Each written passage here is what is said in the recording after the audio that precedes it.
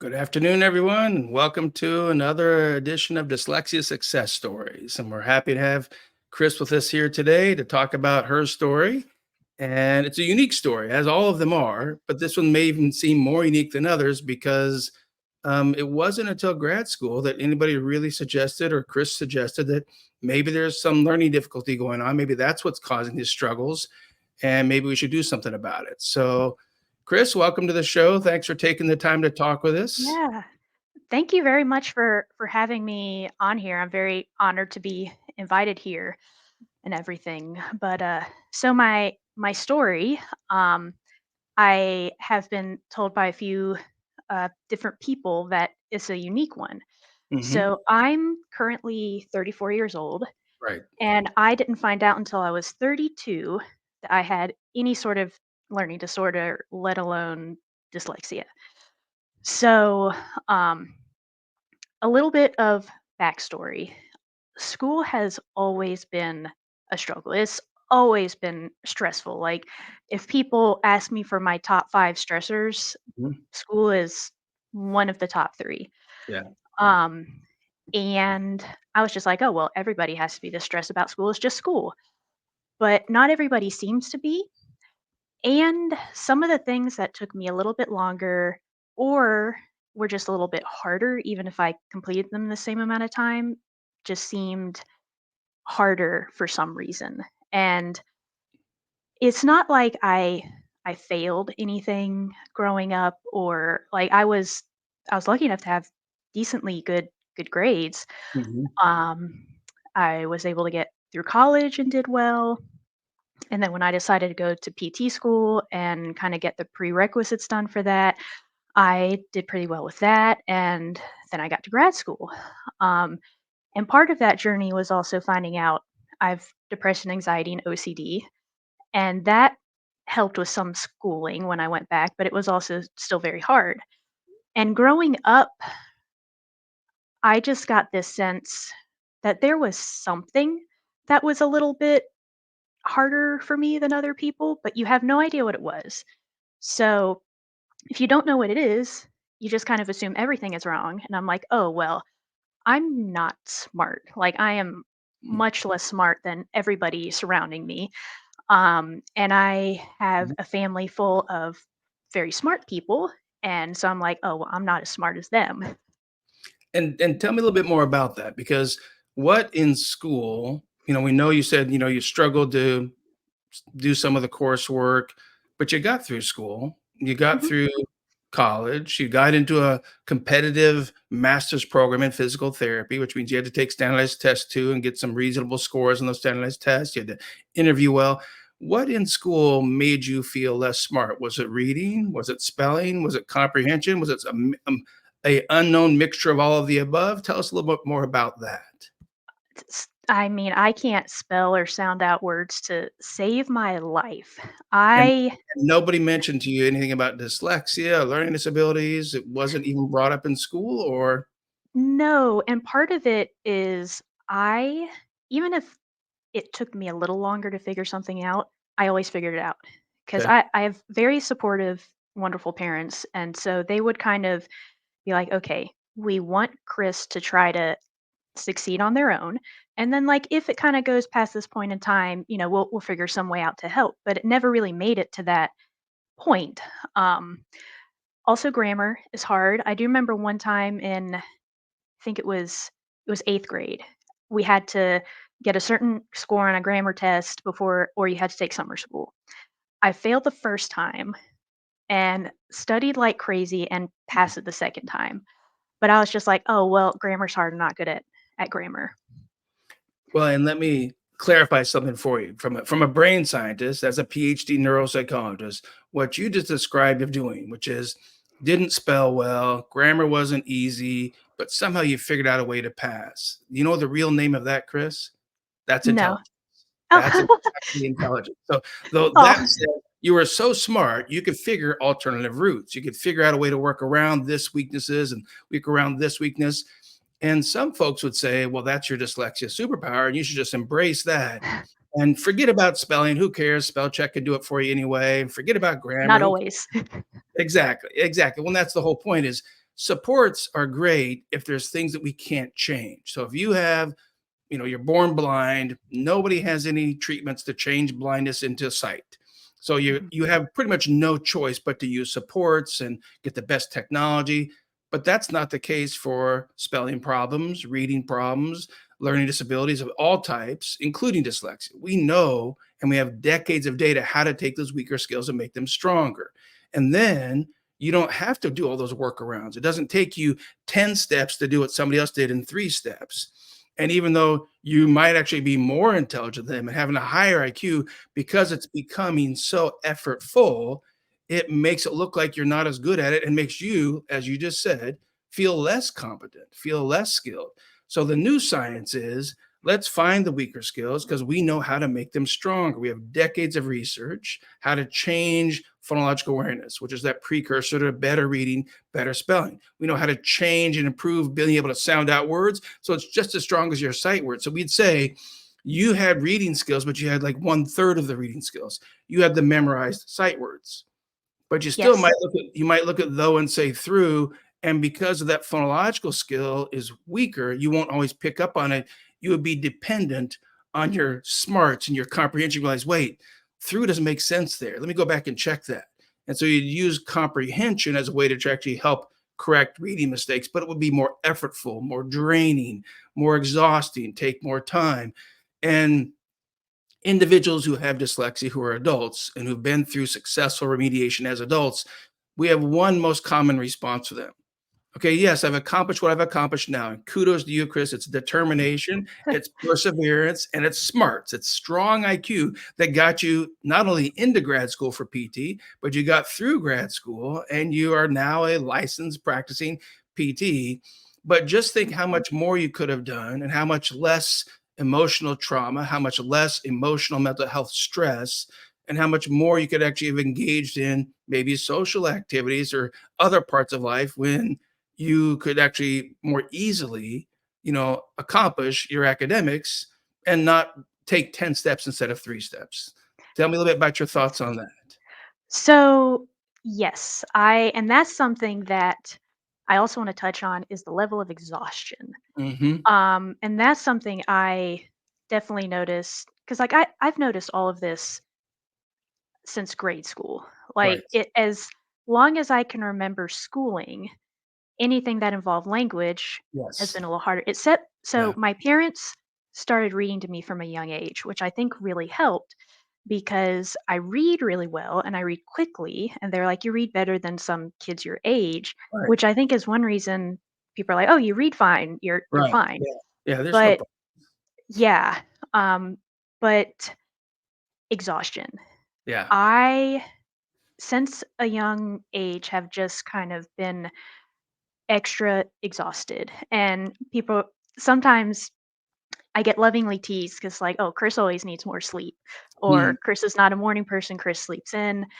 And I always assumed that I was broken somehow because I'm like noticing I'm way more exhausted at the end of a school day than anybody else around me. And it got worse and worse and worse from like grade school, middle school, high school, college. And I was also at a private school, which specifically prepped you for college. So certain parts of it were intense, and I'm surrounded by very smart and very intense people about like studying and getting perfect grades. And so being there, I'm like, oh, I'm in the wrong spot. I shouldn't be here because I'm Mhm. not as smart as these people. And then through college, I was also very exhausted. And Mhm. then, especially in PT school, like we had 3 or 4 weeks between semesters, depending.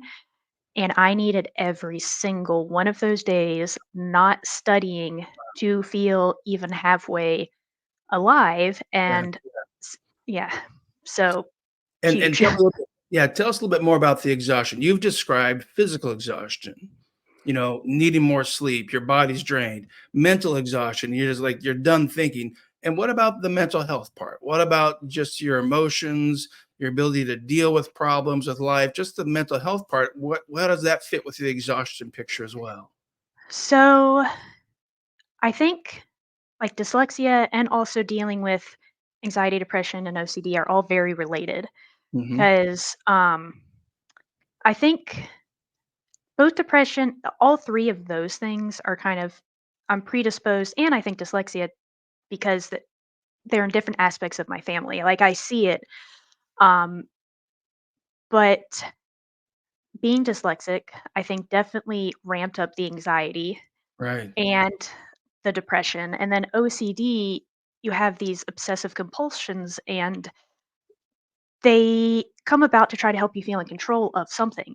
And Right. since I had no control over this other aspect of my life, my body was like, oh, you can have control of this, which also made me tired. But Yeah. another aspect of kind of the mental health part of it is you're going along, going, and sometimes you can have great, like good days, good brain days, as I say. Yeah. Yeah. And then you have a bad one. And it's Hmm. like, oh no. And so anxiety is ramping up. And then I don't know how it is for everyone who deals with anxiety, but if I have a really bad anxiety day or an anxiety attack, Hmm. the defenses that you've built up in your brain to help you process um, kind of the mental health and everything are gone. Like Right. they break down for a little bit and get built back.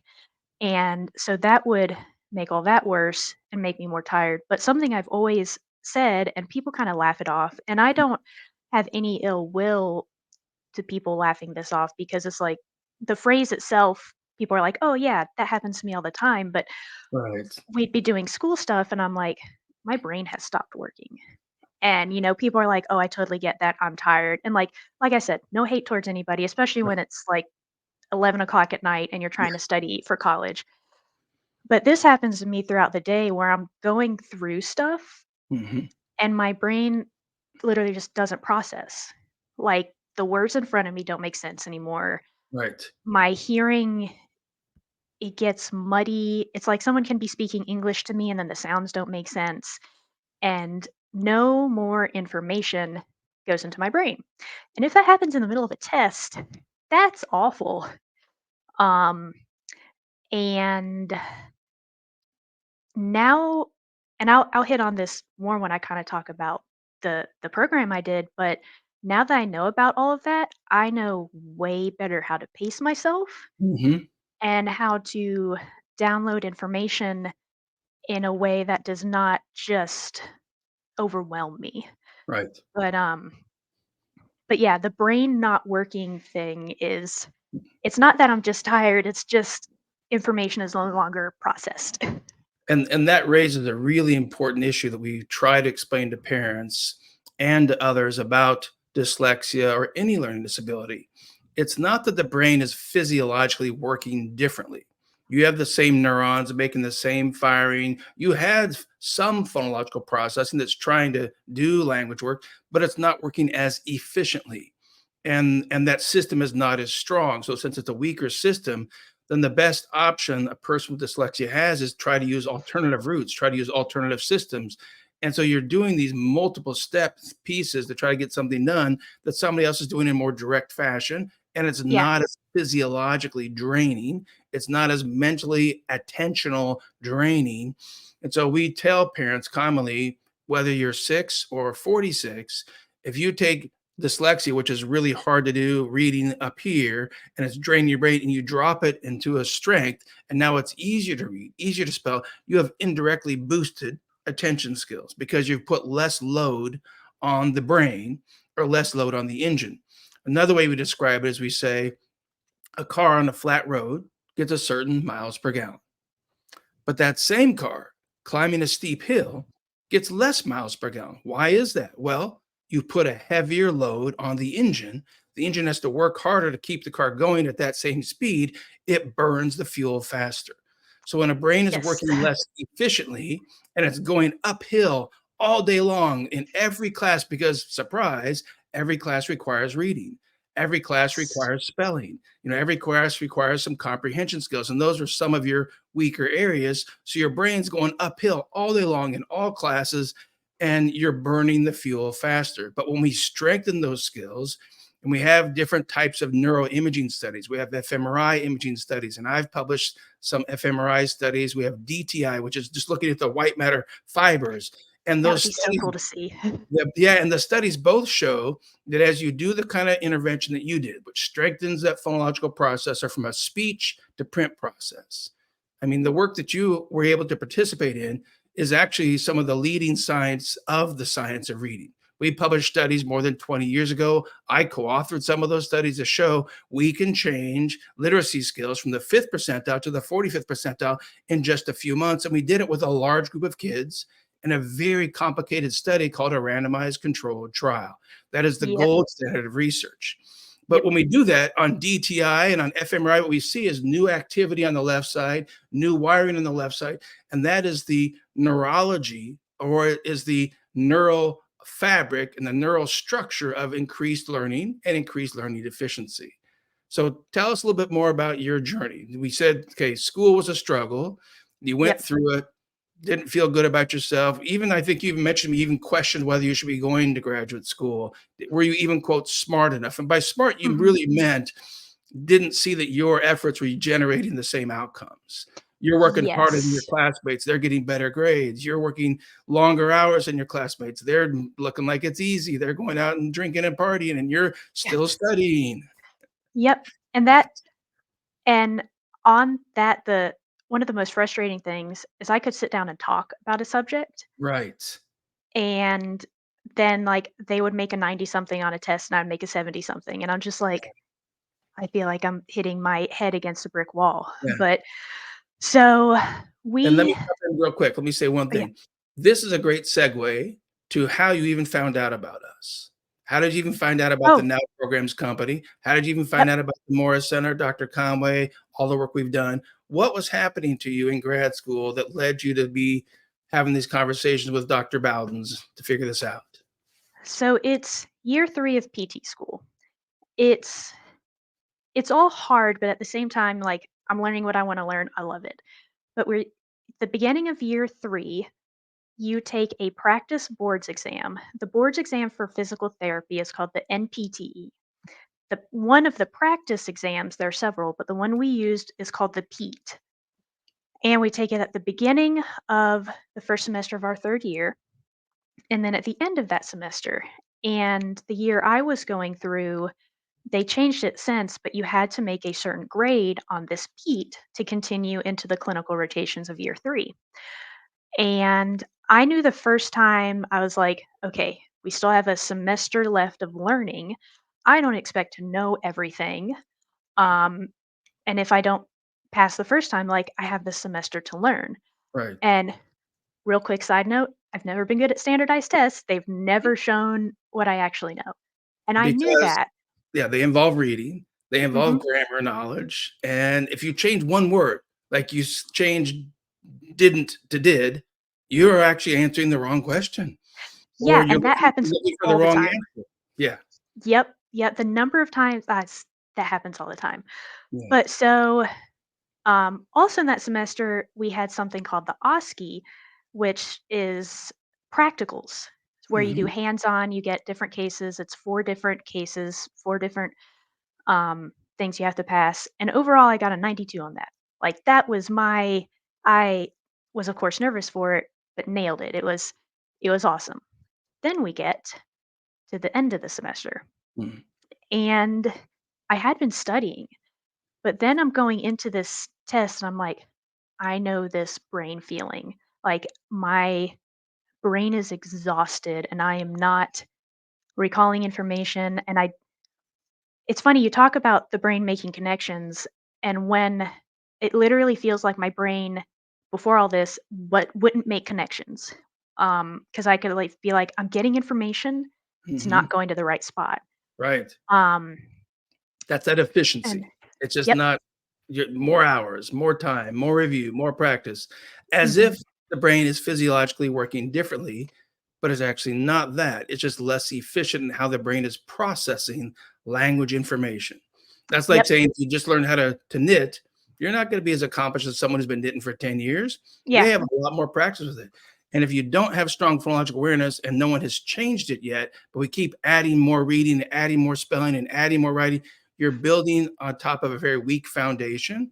And in the analogy of a house, that foundation affects every level of the house, first story, second story, third story, and the roof, and the windows and the doors.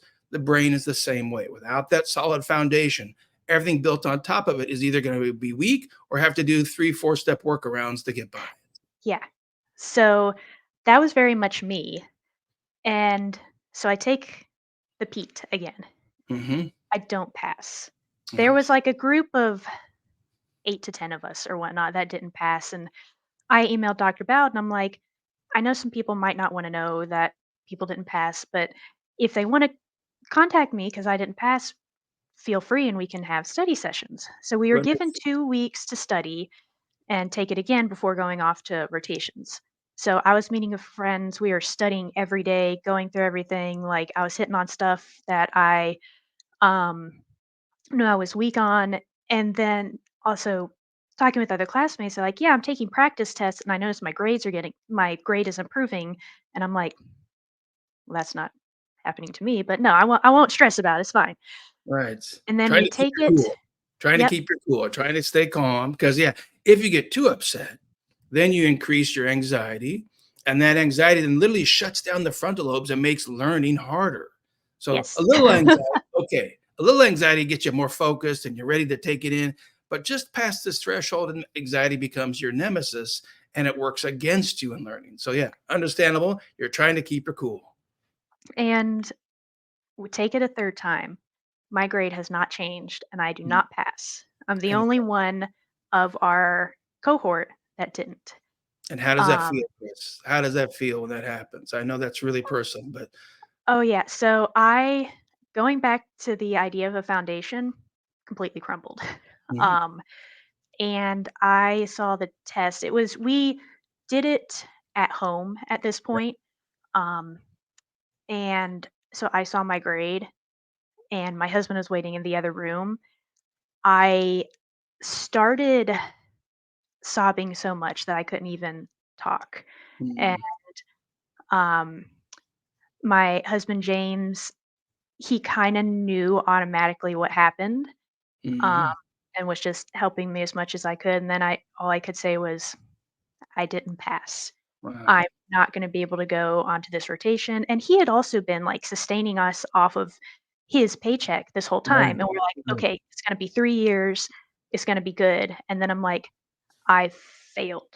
And at this point, I pushed my graduation to August of 2023 instead of May. right, And it's this whole like, I've failed.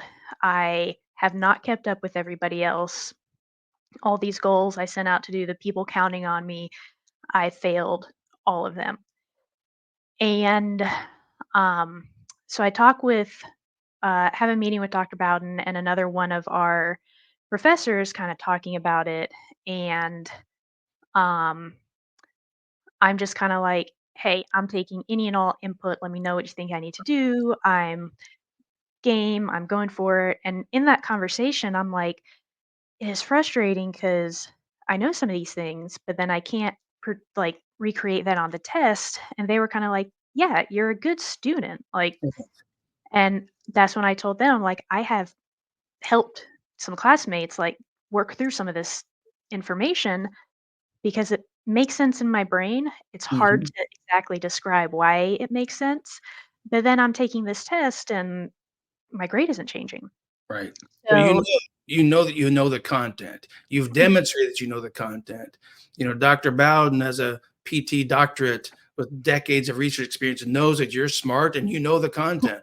And it's like perplexing to everyone. Okay, but how come you're not passing the exam? yep. And so the plan is I'm going to take in October and then start on CP3 Mhm, and set up a study plan. I have practice exams to take. And so I go with this plan. I'm studying every day, trying to make sure to take breaks for working out and whatnot so I don't go too crazy, trying to have good nutrition.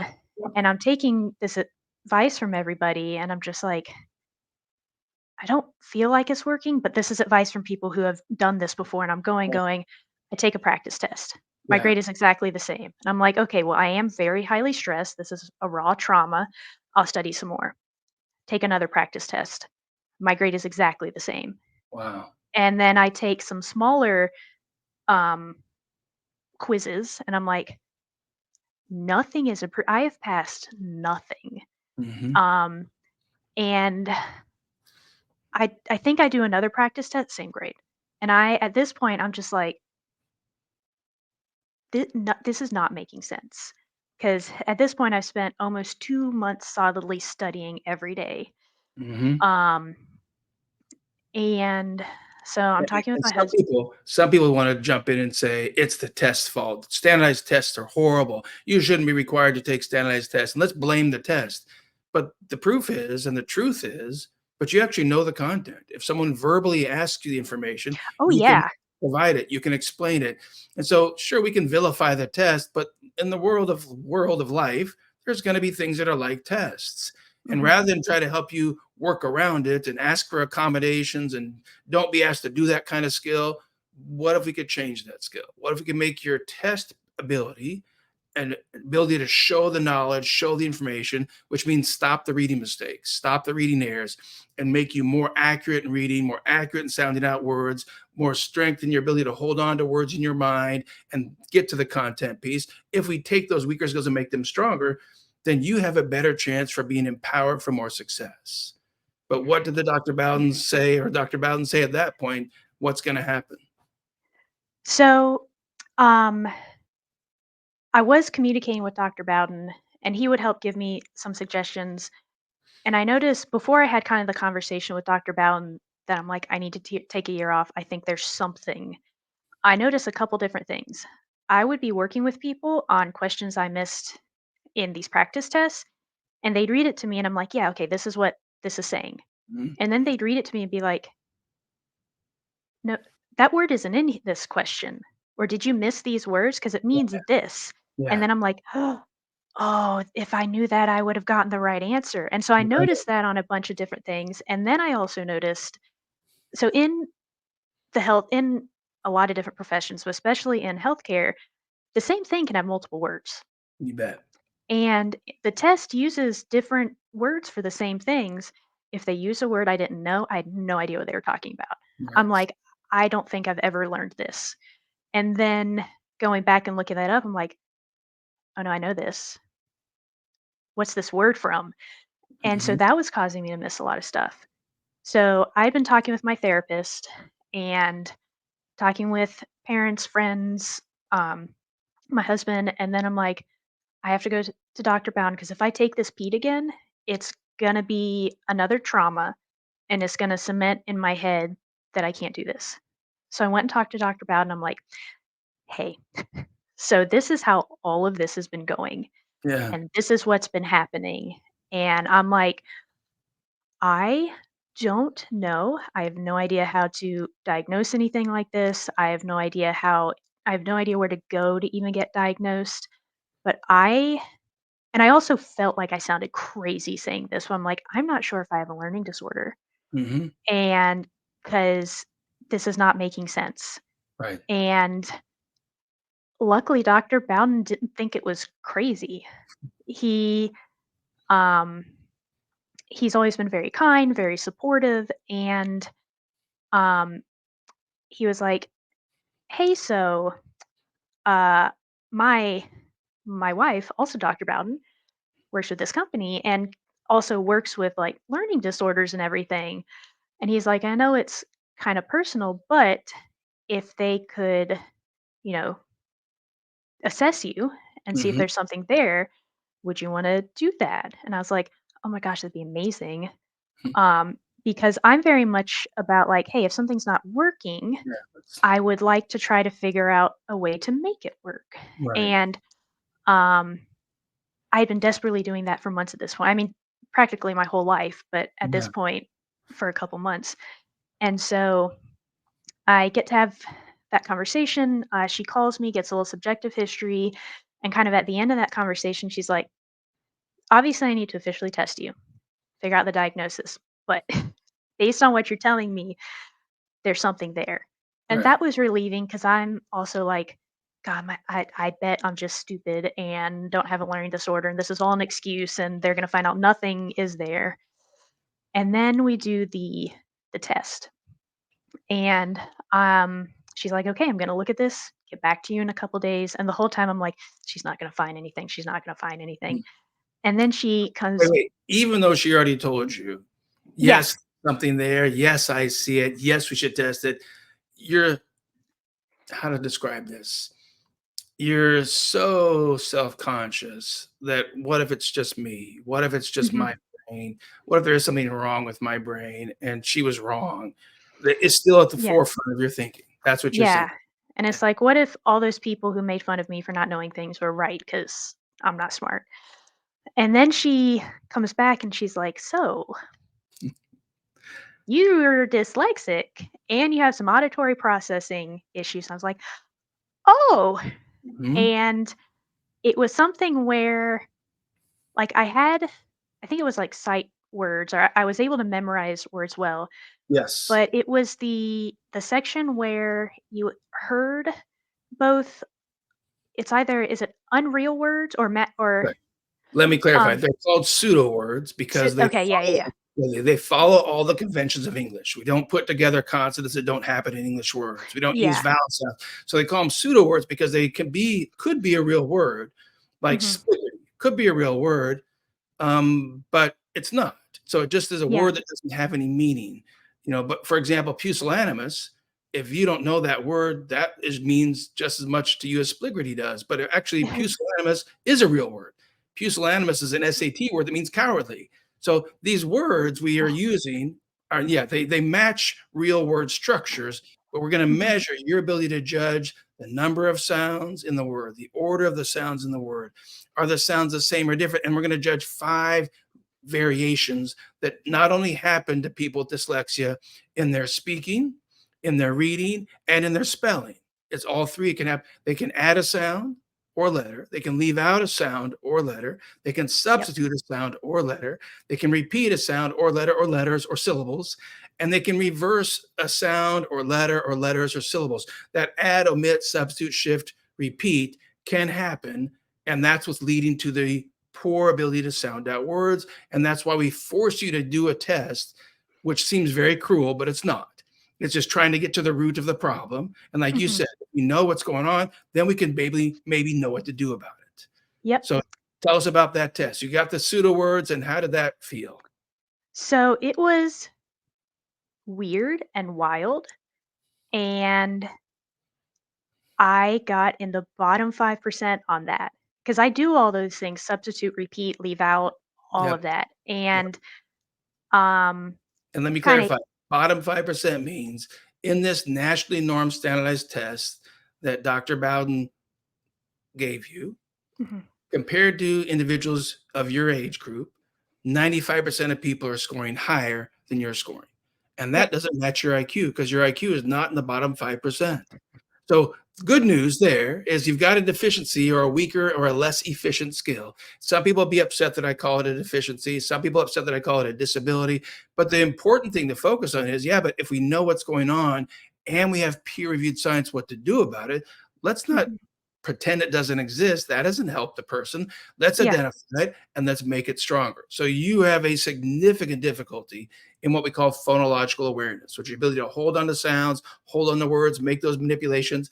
It's a left hemisphere brain function and what we call the left temporal gyral structures of the brain. It goes yep, into the angular gyrus, into supramarginal gyrus, and into Broca's area. Those all kind of work together.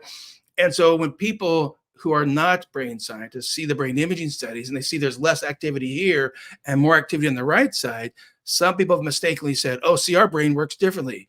But here's the point to understand: if you don't have the skill and it hasn't developed, and we put a person who does not have phonological awareness in the fMRI machine, and we compare them to a person who does have phonological awareness, you should not expect the activity patterns of the brain to be the same because one person doesn't have the skill and one person does. So this person is mhm, going to have a different activity because they have different skills, not because the brain is hardwired differently and cannot be changed. That's not accurate. So you've now learned about phonological awareness. What happens yep. next? Um, so I'm just first off like, Wow, okay." Like, I didn't, it was one of those, I was happy to know. Mhm. A Like, relief. and not just be like, "Oh, there's a little something there." It's like, that is a big, like, deficiency there. Right. And I'm just kinda like, "Well, what do I do now?" It's Yeah. like, "Okay, so that's there." And, like, growing up, I definitely heard dyslexia, "Oh, that's just the way it is." Um, like, "You're just not gonna be good at words, you're never gonna learn how to spell." I wasn't told this as someone who had dyslexia, it's just when you hear about it, it's like, "Oh, that's just how it is." Right. And but I was my response was like, "Okay, so that's there. How do I improve upon this so I can get to where I wanna be?" Because I Right. was like, "I know I'm gonna be a good therapist, Hmm. but I have to pass this test or else it doesn't matter how much I know." Right. And so, luckily, she was like, "So we have these courses. Are you interested?" And I was like, "Yeah." And so I got to do 2 of the courses. There was the foundations, and then Yes. there was the mental imagery one. Correct.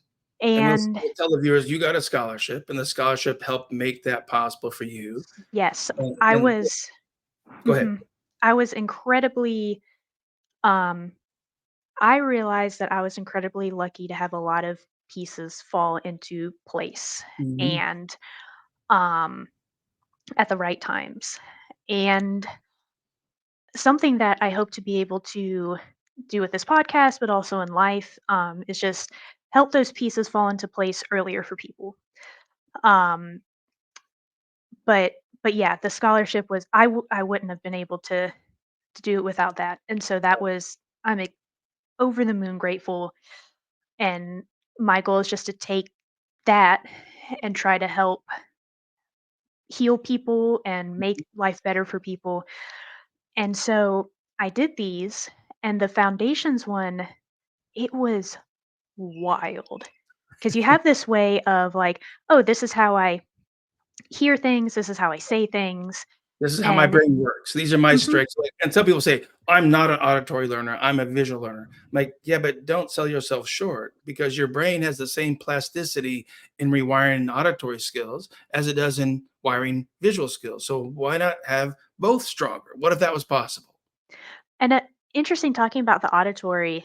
Um, and this is conversations I've had with multiple people because I've said that like all types of language have been hard, whether it's Mhm. English or foreign language or computer language or anything, except for music.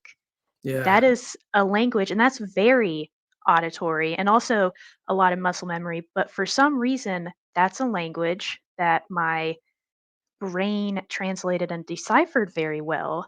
And Yeah. so it's like, it can do that.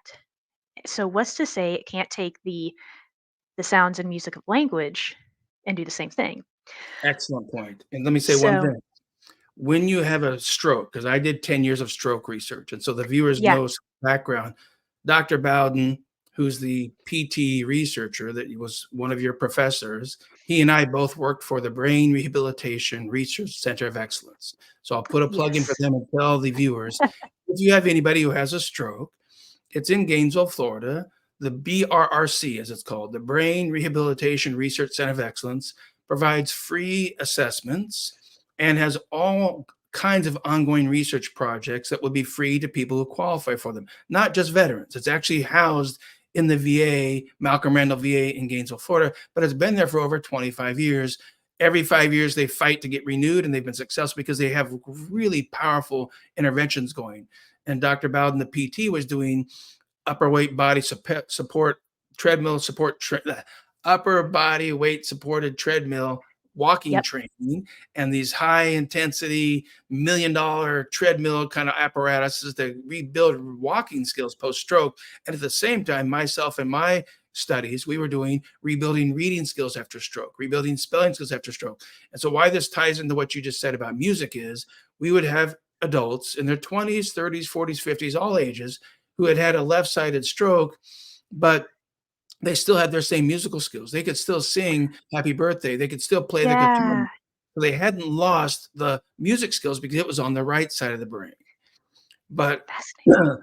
knowing that there's some specialization and that gives us even more ability to know what to do to help change those skills. So it's not surprising that you'd be great with language of music. It's a different part of the brain. It's on the right side. But That's tell very us cool. what happened next. Yeah. So, the foundations course, Yeah. that does a lot of both looking at how the mouth moves Mhm. to make sounds and to combine sounds, but also the sounds themselves. Right. And hear the sounds and then connect those sounds with how the mouth moves consonants and vowels.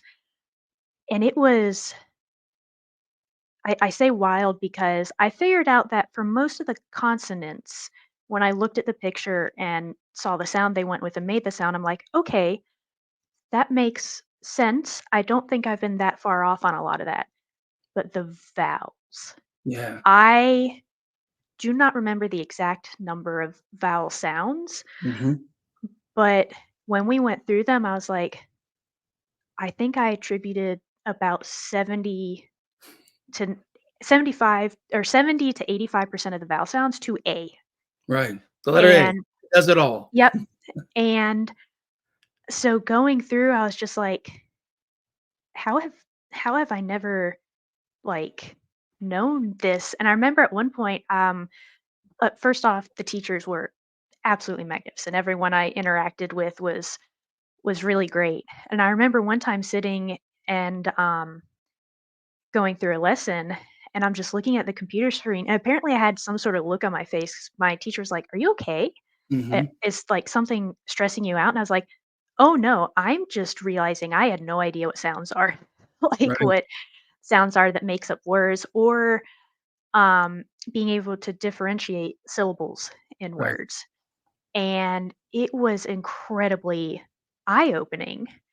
And also I'm like, no wonder I don't know how to like sound anything out because Mhm. I just attributed all these sounds to the wrong letters. And I also found, and because another part of that is um, you hear a word, you spell it, you see a word, you sound it out. Yeah. And the words get more complicated as we go on. And then ones that you're stuck on, we kind of keep revisiting those.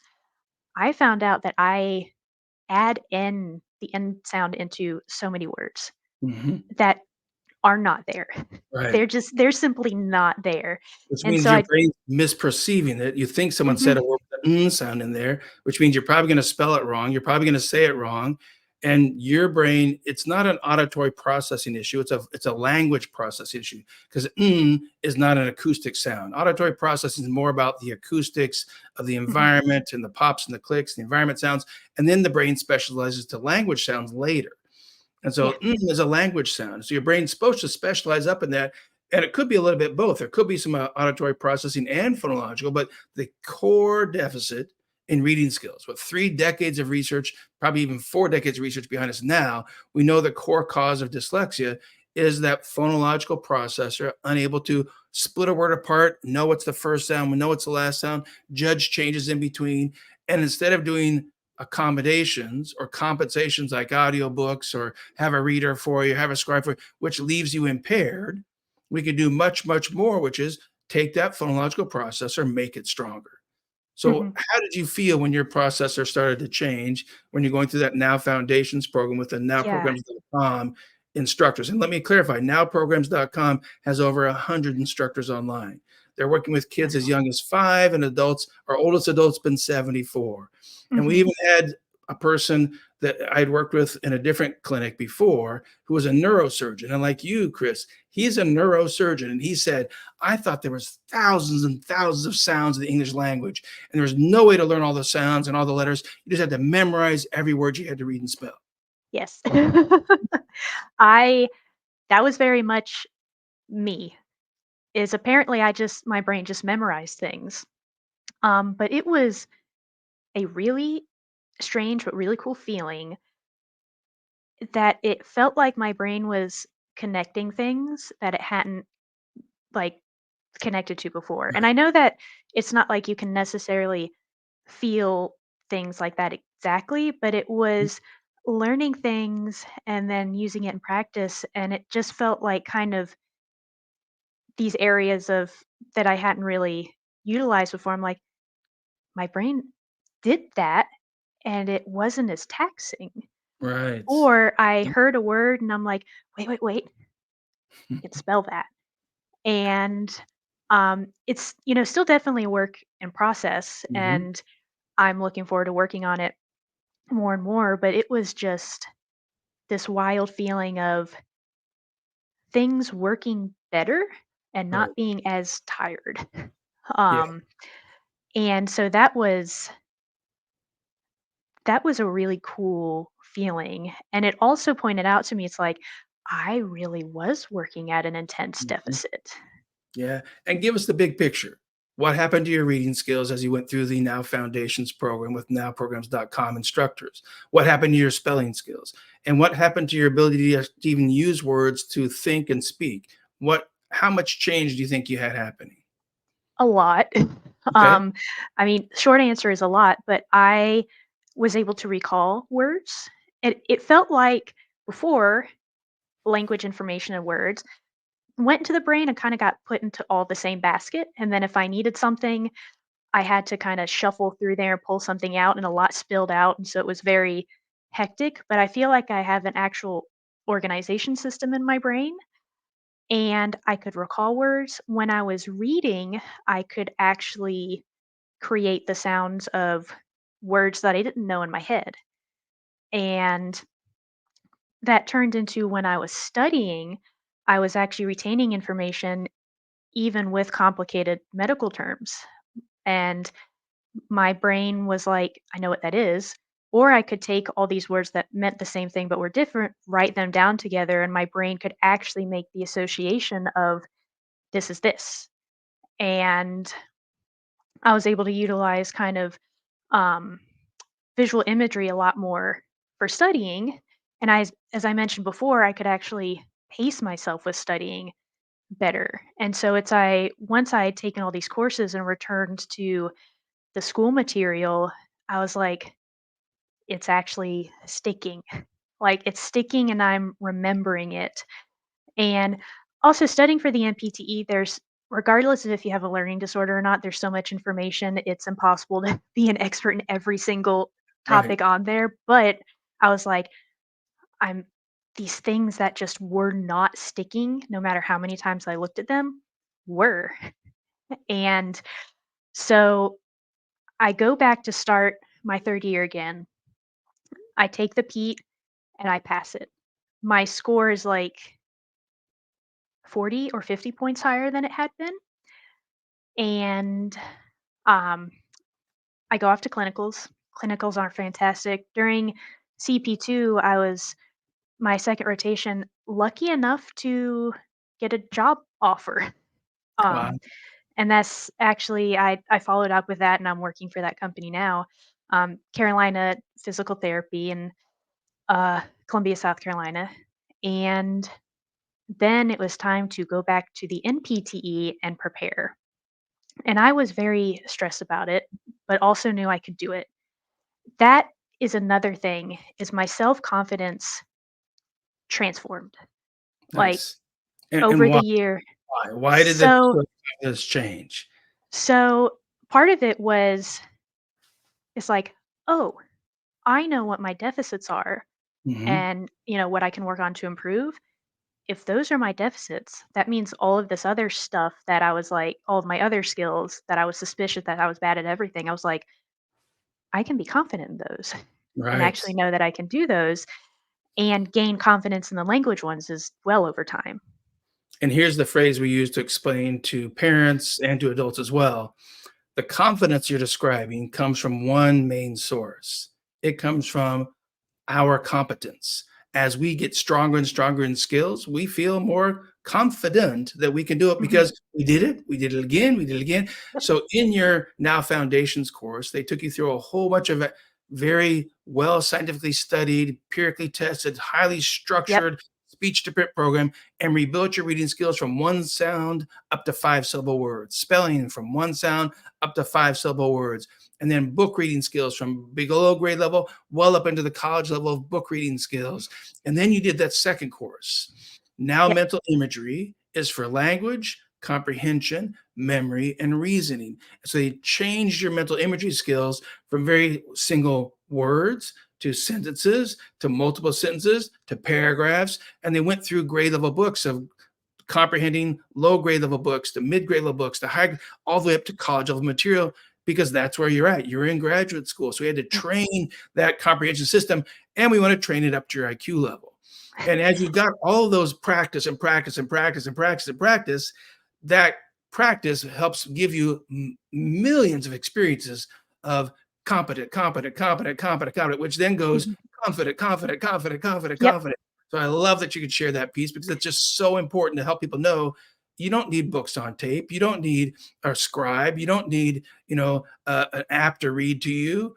If we actually can change the skills, you're more empowered when we make your weaker skills stronger, and you feel better about it too because you have more skills. And let me dispel one myth. If you had any superpowers, they're not genetically endowed. Dyslexia does not genetically give you superpowers. There's no high caliber research that says all people with dyslexia are more out of the box thinkers, have better imagery skills, are more creative. None of that is true scientifically. What's true about the brain is what you practice is what you build. So if you've built these imagery skills and you don't need that now mental imagery course, but you still need the reading and spelling course, when you strengthen those skills, your imagery aren't going to go away. You now have two strengths. So if you have built some stronger strengths through all of your workarounds, you're not going to lose them. You're going to add more strengths to your toolbox. And as a brain power, your brain has more tools towards success. And one big thing I noticed, which helped me study for and then pass the NPTE, that's the happy ending is I Yeah. passed it the first time, um, is thank you. Wait, say that again. I passed that the first time. Let me really hear you say that. I passed it the first time, Because and that's huge, Chris. That's huge. it's yeah. You had struggled to pass these much easier exams before that. You had taken them 3, 4 times, and sadly, it made you feel less intelligent, less competent, and it wasn't that at all. It was just we hadn't rewired and strengthened that brain processing to get those language skills, spelling, reading, at your true IQ level. And now you're taking it and you're running with it. So important to hear you say, "I passed the test on the first time." Yep, Congrats. and it and the skills that I really noticed is I have always been good at imagery, but not Mhm. in association with language. Okay. And the Oh, foundations, imagery for what? What were you imaging me for? just anything, but I couldn't really sometimes it would work. Sometimes I'd read books and create Yeah, images in my head, yeah. but most of the time there's language and Mhm. then there are these worlds I create that I don't need any prompting for, Right. but it wasn't like necessarily created or related to language. Okay. But the foundations and then the imagery course, I was actually able to take language and Yeah. create imagery for it in a Mhm. way I hadn't been able to before. So when it was time to study, first thing I learned is for me, and I don't know if this is for everyone, like writing and having the physical aspect of writing helps cement the words and create the imagery. But also, as I was reading these things, like about nerve roots going and nerves going throughout the body, my Yeah. brain was creating this map and this image because of the words I was reading. And that was just not a thing before. Like I could see the words, look at pictures of dermatome and myotomes, and my Right. brain connected the two instead of just having them be separate and not knowing how they went together. Like I could actually make these connections, and I obviously can still do that now in ways that I hadn't been able to for the first 32 years of my life. And And it's the neurological term for that is neuroplasticity. yep. You've experienced neuroplasticity. That's what we call one thing. And you work in the world of neuroplasticity for motor and Mhm. sensory and body control. That's what PT is. PT is all about the neuroplasticity of brain control of motor and function skills, but muscle control as well. But this is neuroplasticity that has one element behind it. It's called experience dependent neuroplasticity because no one had ever given you the experiences that the Now Foundations program did of Yeah. rewiring the tactile kinesthetic plus the acoustic plus because you'd never had those experiences, your brain hadn't built those skills. And we said how important that was. And this model kind of hits what you talked about Yep. earlier. Down here at the bottom is phonology. It's supposed to be building at birth. And it then Yeah. support your ability to store words by memory and by meaning. That's semantics. And on the left side, it begins to build and support the foundation of speaking skills. And on the right side, it begins to build and improve the receptive language skills, what you're taking in. And all those skills should be getting stronger and stronger. And later on, then comes those top skills in the middle, which not till like around age 5, then's the reading, then's the spelling, this is not just the science of reading, this is the science of learning. And neuropsychology, neurorehabilitation, speech pathology, we are all brain science professions. And what we're Mhm. bringing to the field of education and what we're bringing to people like you, Chris, is a whole new level of science that really changes the trajectory of what you're going to be able to do because we've rewired your brain. It's now functioning stronger. Yes, and I also love science. I love all that stuff, so I love that it's very much based in that, and I would love to figure out how to have this be available for anybody, Right. um, and just because I know you had mentioned it, it's like,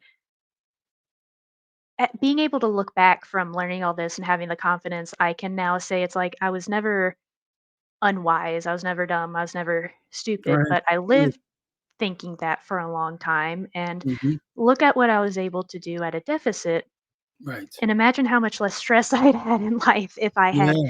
been introduced to this. And Right. no distaste towards any adults in my life Mhm. because I I figured out how to function really well so that unless you sat down and tested me on certain deficits, Right. Right. unless you were a professional in this, you might not have seen it. And so my brain figured out how to compensate until it could not. Which is called And intelligence. Let me remind you again. That's an example of how intelligent you were even before we made these other skills stronger for you.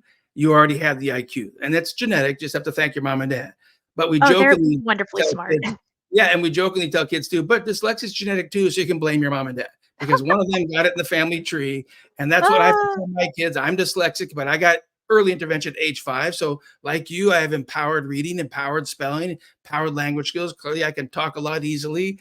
But and then my own kids got to have empowerment for their dyslexia. So the mhm. genetics are there, but the brain's neuroplasticity is lifelong. There's never a time when we can't change a phonological processor, whether it's a 30 something year old like yourself, Chris, or it's a 60 something year old, or a 70 or even 80 something year old. That plasticity is still there. So we've got about 2 minutes left. Give us a 1 minute wrap up of what you think is the most important message you can share with the viewers as an adult who did not find out until your 30s that you actually had dyslexia and that there was something that could be done about it. So, first off, I agree with you. Until you are no longer on this world, there's always Yeah. something that you can do, whether it's brain related, body related. You can always make improvements to your life. And another thing I would say is give yourself grace and kindness. Mhm. Like, do not beat yourself up as much as you think you should because you are probably way better at everything than you think you are. You are smarter, stronger, all of that. And be kind and know that there are resources out there and people who can help you. And you're not on your own, regardless of whatever age you are, wherever you are in life, whether you pursued school, whether you pursued something outside of school. There are ways to improve and help yourself that will help make aspects of life a lot nicer. So, yeah, I hope I that was a good wrap up. I think it's a great wrap up, Chris. And I think that placard that we have up there right now of you smiling with the words the success stories next to your picture help show that, Chris, you've done it. You actually found the program that's evidence based, peer review tested, proven to be highly effective. It's not a tutor making something up. It's not someone who's hoping that they're going to try something new and they keep leading parents along. Well, let's try this time. Let's try that this time. It's not guessing. It's evidence-based science that helped change your phonological reading and spelling skills, helped Mhm. empower your comprehension skills, and now you are in charge of what happens next. There's not Yep. as much work around. There's not as much compensation. There's not as many aids that are needed. You can function at your full empowerment, which is your full IQ level. And we can't thank you enough for taking the time to be on this podcast with us, Chris. We're going Well, to sign off, but thanks again. Go right ahead. thank you. I'm very honored that you wanted to have me on here. It's been fun. Fantastic. Powerful story. And so we'll have another Dyslexia Success Story podcast in 2 weeks, and we'll be advertising that one on dyslexia discussions and more. And so we'll want people to join next week at 5 p.m. Eastern time. And in 2 weeks at noon, we'll have another Dyslexia Success Story. So keep pushing ahead, keep learning, keep doing more. We've got the power to help you improve the skills. Please check out the resources at www.nowprograms.com. Check out the resources at www.themorriscenter.com. And also, for those of you who don't want to read all that stuff on a website, you can listen to it on most of the websites. We have speech ability on the websites, but we also have a YouTube channel. And look up the Now Programs Online YouTube channel, and you'll get to hear a lot more video testimonials, including this Dyslexia Success Story with Chris will be hosted on that YouTube channel, as well as the other past ones we've already recorded and the future ones coming as well. Thank you again, everyone. Have a great Friday, and we'll see you again in 2 weeks on Dyslexia Success Stories.